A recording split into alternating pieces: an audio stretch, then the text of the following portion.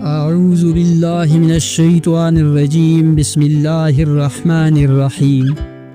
حضرت سیدنا سعید بن مسیب فرماتے ہیں، ایک مرتبہ حضرت سیدنا لقمان حکیم نے اپنے بیٹے کو نصیحت کرتے ہوئے فرمایا، اے میرے بیٹے، جب بھی تجھے کوئی مصیبت پہنچے تو اسے اپنے حق میں بہتر جان اور یہ بات دل میں بٹھا لے کہ میرے لیے اسی میں بھلائی ہے۔ اگرچہ بظاہر وہ مصیبت ہی نظر آ رہی ہے، لیکن حقیقت یہ ہے کہ وہ تیرے حق میں بہتر ہوگی۔ یہ سن کر آپ کا بیٹا کہنے لگا، جو کچھ آپ نے فرمایا میں نے اس کو سن لیا اور اس کا مطلب بھی سمجھ لیا، لیکن یہ بات میرے بس میں نہیں کہ میں ہر مصیبت کو اپنے لیے بہتر سمجھوں۔ میرا یقین ابھی اتنا پختہ نہیں ہوا۔ جب حضرت سیدنا لقمان حکیم نے اپنے بیٹے کی یہ بات سنی تو فرمایا، اے میرے بیٹے، اللہ پاک نے دنیا میں وقتاً فوقتاً انبیاء کرام علیہم الصلاۃ والسلام مبعوث فرمائے۔ ہمارے زمانے میں بھی اللہ پاک نے نبی علیہ السلام مبعوث فرمایا۔ آؤ ہم اس نبی علیہ السلام کی صحبت ببرکت سے فیضیاب ہونے چلتے ہیں۔ ان کی باتیں سن کر تیرے یقین کو تقویت حاصل ہوگی۔ آپ کا بیٹا اللہ پاک کے نبی علیہ السلام کی بارگاہ میں حاضر ہونے کے لیے تیار ہو گیا۔ چنانچہ ان دونوں نے اپنا سامان سفر تیار کیا اور خچروں پر سوار ہو کر اپنی منزل کی طرف روانہ ہو گئے۔ کئی دن رات انہوں نے سفر جاری رکھا۔ راستے میں ایک ویران جنگل آیا، وہ اپنے سامان سمیت جنگل میں داخل ہو گئے۔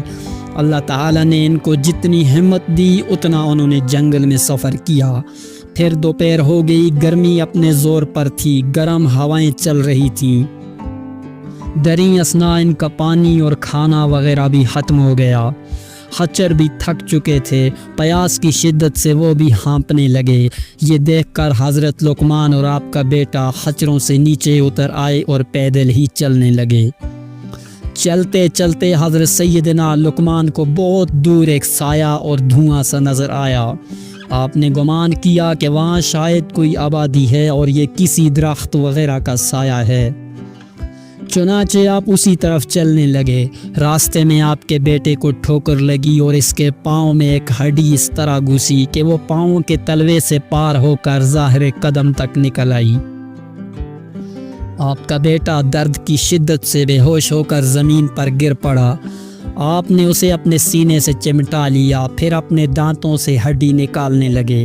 کافی مشقت کے بعد بالآخر وہ ہڈی نکل گئی۔ بیٹے کی حالت دیکھ کر آپ شفقت پدرانہ کی وجہ سے رونے لگے۔ آپ نے اپنے امامے سے کچھ کپڑا پھاڑا اور اسے زخم پر باندھ دیا۔ حضرت لقمان حکیم علیہ رحمت الرحمان کی آنکھوں سے بہنے والے آنسو جب ان کے بیٹے کے چہرے پر گرے تو اسے ہوش آ گیا۔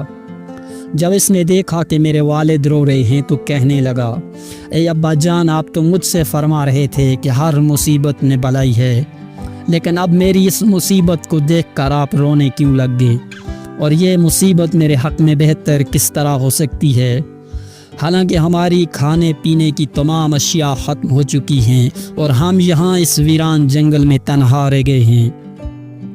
اگر آپ مجھے یہیں چھوڑ کر چلے جائیں گے تو آپ کو میری اس مصیبت کی وجہ سے بہت رنج و غم لاحق رہے گا، اور اگر آپ یہیں میرے ساتھ رہیں گے تو ہم دونوں یہاں اس ویرانے میں بھوکے پیاسے مر جائیں گے۔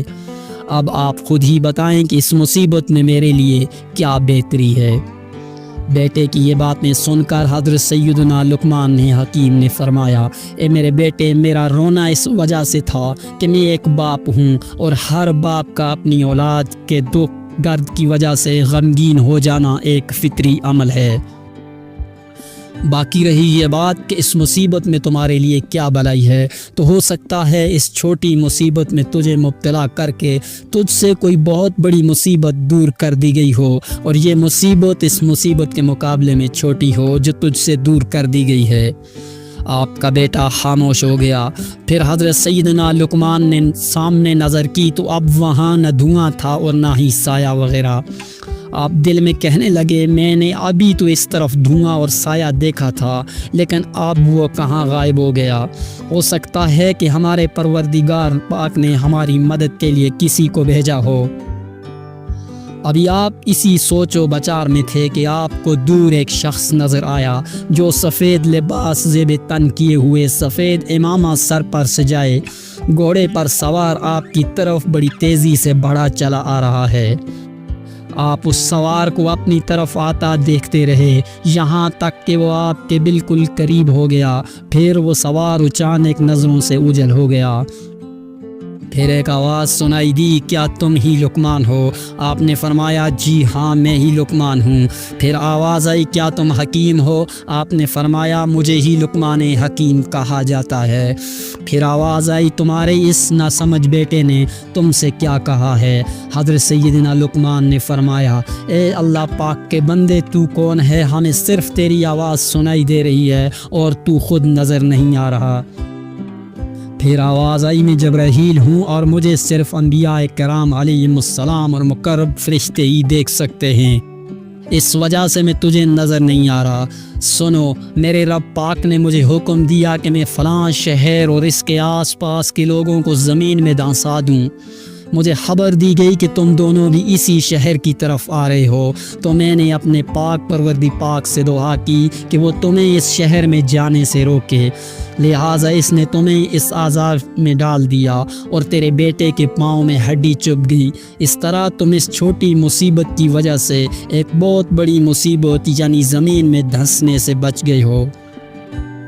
پھر حضرت سیدنا جبرائیل علیہ السلام نے اپنا ہاتھ اس زخمی لڑکے کے پاؤں پر پھیرا تو اس کا زخم فوراً ٹھیک ہو گیا۔ پھر آپ علیہ السلام نے اپنا ہاتھ اس برتن پر پھیرا جس میں پانی بالکل ختم ہو چکا تھا، تو ہاتھ پھیرتے ہی وہ برتن پانی سے بھر گیا، اور جب کھانے والے برتن پر ہاتھ پھیرا تو وہ بھی کھانے سے بھر گیا۔ اور پھر حضرت سیدنا جبرائیل علیہ السلام نے حضرت سید اور آپ کے بیٹے اور آپ کی سواری کو سامان سمیت اٹھایا، اور کچھ ہی دیر میں آپ اپنے بیٹے اور سارے سامان سمیت اپنے گھر میں موجود تھے، حالانکہ آپ کا گھر اس جنگل سے کافی دن کی مسافت پر تھا۔ اے ہمارے پاک پروردگار، ہم سے ہماری تمام مصیبتیں دور فرما دے، ہم پر آنے والی بلاؤں کو شہید کربلا امام حسین رضی اللہ عنہ کے صدقے دور فرما دے، اور ہمیں اپنے فضل و کرم سے مصائب پر صبر کرنے کی توفیق عطا فرما۔ وما علینا الا البلاغ۔